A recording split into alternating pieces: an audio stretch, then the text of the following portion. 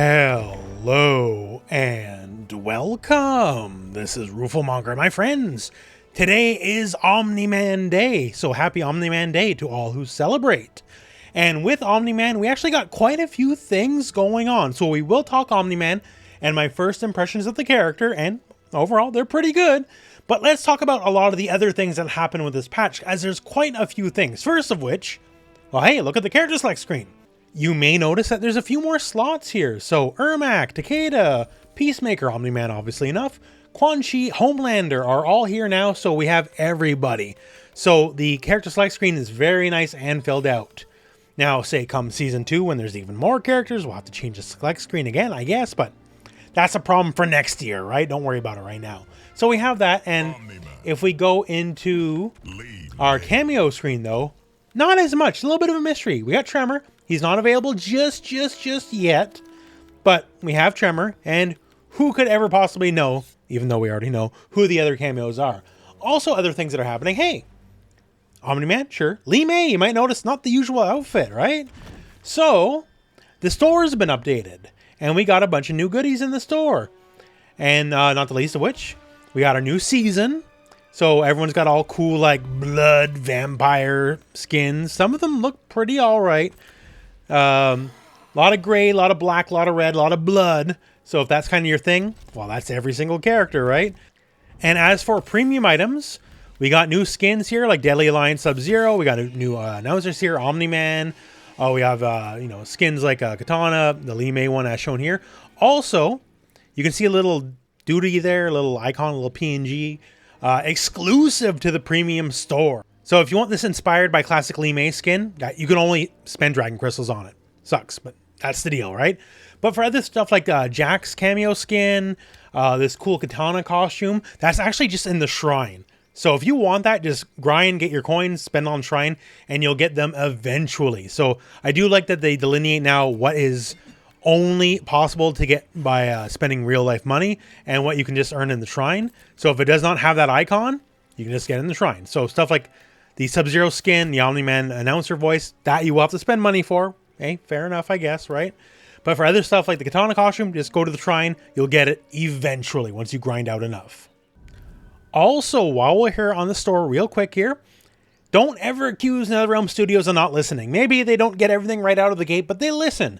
So if you remember the whole hubbub about the seasonal Halloween fatality, so they put out this tweet. And basically going forward, the seasonal fatalities are going to be a lot cheaper. So if you already bought the Halloween one, you're going to get the Thanksgiving one and the Christmas one basically for free.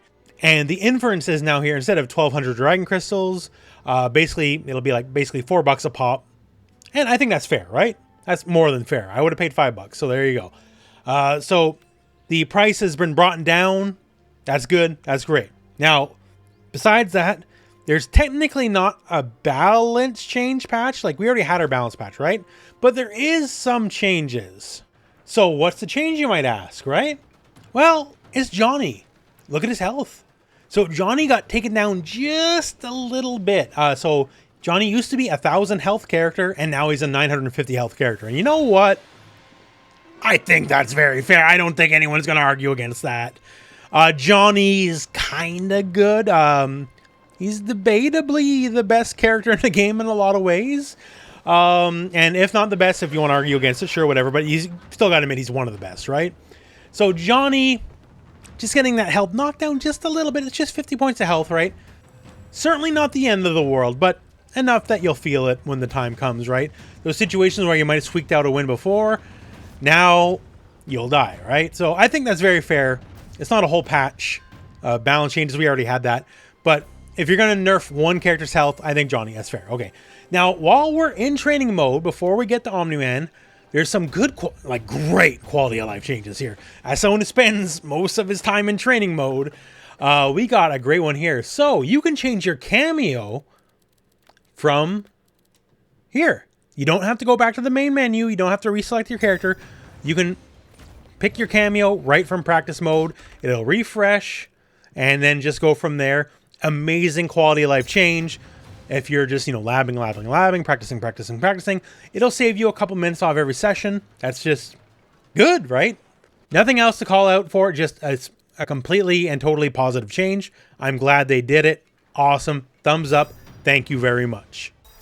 So now let's talk Omni Man. So I played around with them for a few hours now, and just some of my initial thoughts. And one of them, in the trailers and all that kind of stuff in the comic cast that we saw, one of the things I sort of joked about was he's like neutral skip the character. And now that I actually have played him a bit, like that's actually just reality. It is trivial. It is a non-issue for Omni Man to get in whenever he wants. Like back forward 4 is the big Superman punch. Obviously, it's not safe on block, right? But from anywhere on the screen, it's a full screen move, right? It's non-issue just to do it and get in, and there's a lot of ways past that. He has stance, and he has effective teleports from the stance. So, in the air, wherever, doesn't matter, air, ground, boom, I'm just in, right? There's some lag time, right? You can't just do it willy-nilly. You'll absolutely get punished if they're not doing anything, right? Because there is some lag, there is some recovery on the move, but still. Stuff like forward 2, the overhead, right? Hits from like 80% of the screen away. And speaking of overhead, stance overhead, it's just like a Shokan stomp, basically. Except it's not unblockable. Shit, quote unquote, just an overhead, right? But it is completely safe on block with pushback. It's only -1. And also, just as an FYI, public service announcement, if you flawless block it, it does remove all the pushback and becomes punishable -11. But the thing about it is you kind of have to do this. So say you catch Omni Man just going for it, right? Obviously, there's a bit of startup to it. There's a tell to it. So when it comes to like just stopping what you're doing and blocking, it's not that difficult, honestly. Once again, though, if you're just going to block and regular block it only, then Omni Man might as well, right? Because it's -1 with pushback and big reward if it connects, so whatever. But here's the thing. If you smell it coming, it's actually mildly difficult to get out of the way of it if you don't want to block. Like if you want to do like something you do in Shiva, right? Like last second dash out or back dash or something. The hitbox on this move is actually supremely generous. Like you will get caught out. Like in my testing anyways, admittedly not super fully done yet, it seems very difficult to get away from. Like you can use specials to get away from it, but like where does that leave you? Like that doesn't help out too much. And if you think you're gonna uppercut it or like jump it and meet in the air, in my testing doesn't look so good on that front. So this looks like it's gonna be a pretty ignorant move, all things told. Maybe it'll have the easy counterplay with some character some way. Maybe someone like Raiden with the teleport can easily punish it. But for a lot of the casts, you kinda gotta groove on it. It's slow enough to react to with a block, but it's not like so slow you can just set up shop and just easily deal with it. So just keep in mind, seems strong, but once again, flawless block if you got the timing down. But yeah, flawless block basically seems like the answer. I will tell you though, I have the bot set to flawless block. I actually find this very difficult to flawless block as a player. So your mileage may vary on that. But yeah, besides all that, stance uppercut turns out isn't just a teleport. Like I know the animation is super speed, but it's effectively teleport. Even if you're on the absolute corner, the speed on this is the same as it was if you were point blank 24 frame startup. So he has so many ways to be instantly on you. The Superman attack, the overhead, the uppercut, like the effective stance teleport.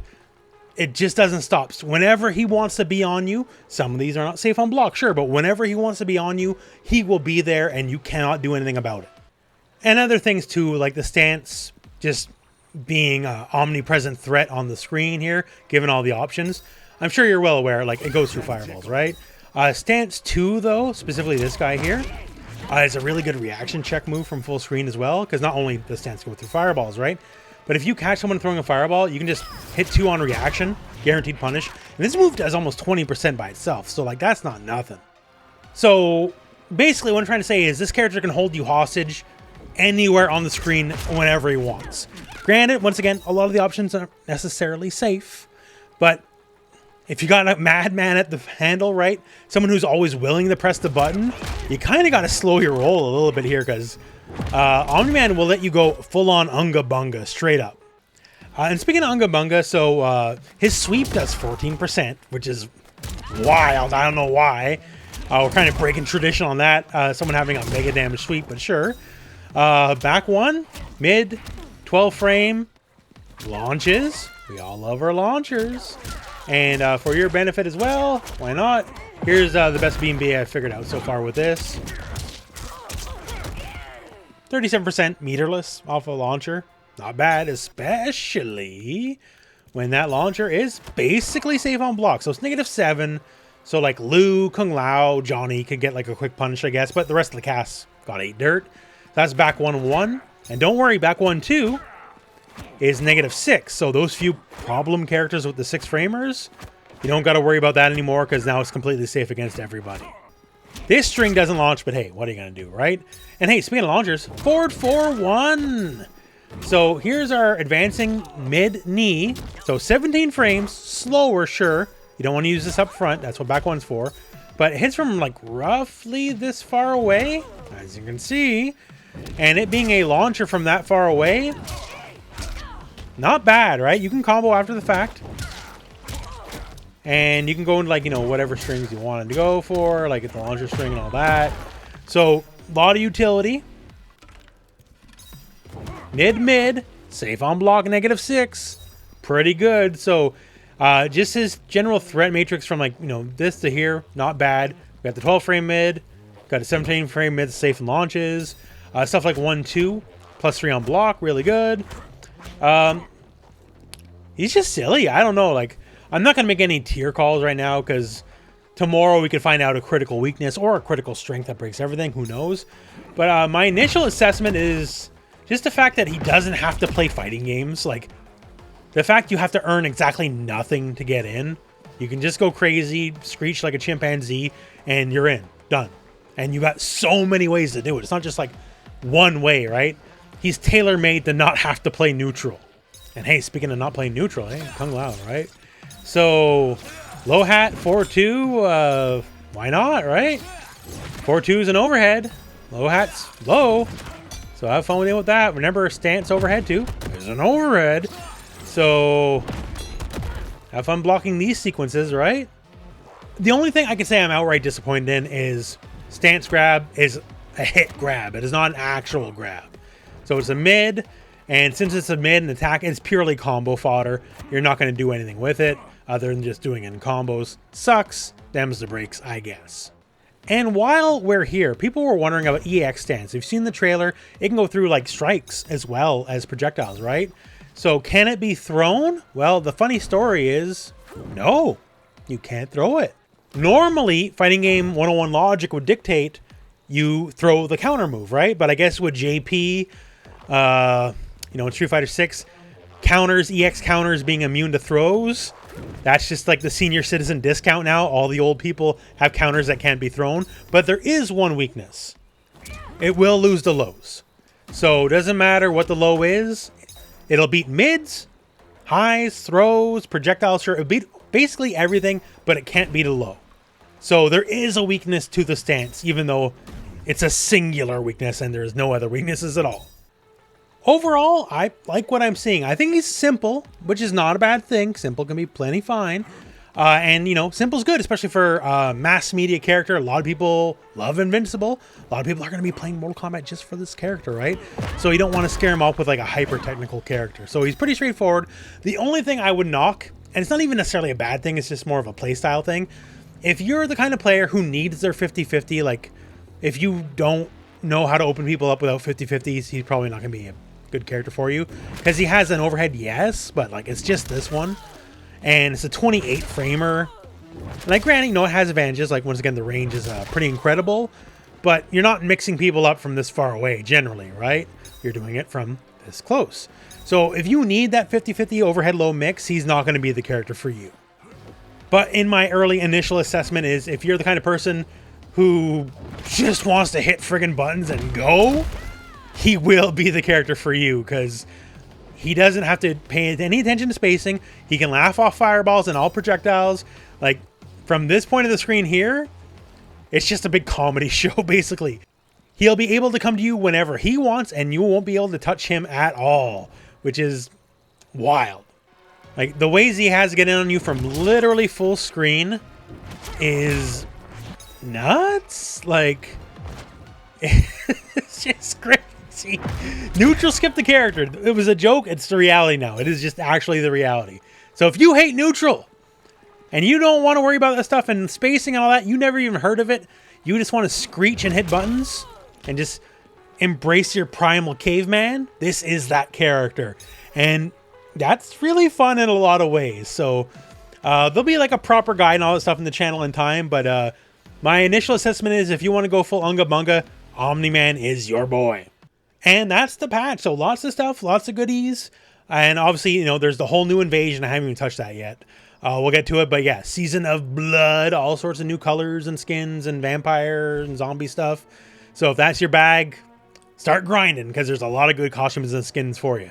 But other than that, well, I guess that's the video. So I look forward to more content on the channel in the following days. And for now, thank you very much for watching. Hope this video has found you well, and go out and play some Mortal Kombat.